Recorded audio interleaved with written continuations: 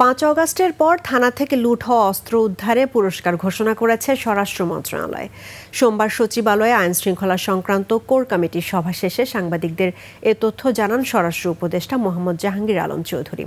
স্বরাষ্ট্র উপদেষ্টা বলেন, একটা শর্টগান কিংবা পিস্তল উদ্ধার করে দিতে পারলে 50,000 টাকা করে পুরস্কার দেওয়া হবে। চায়না রাইফেল ও SMG উদ্ধার করে দিতে পারলে পুরস্কার দেওয়া হবে 1 লাখ টাকা। LMGর ক্ষেত্রে 5 লাখ টাকা পুরস্কার দেওয়া হবে। প্রতি রাউন্ড গুলির জন্য দেওয়া হবে 500 টাকা। এই পুরস্কার সবার ক্ষেত্রে প্রযোজ্য হবে। আপনার প্রিয় কাপড়ের যত্নে এলো এনজাইম সমৃদ্ধ Arik silver wash detergent powder 500 গ্রাম মাত্র 70 টাকা। প্রিমার্ক। পিস্তল হলো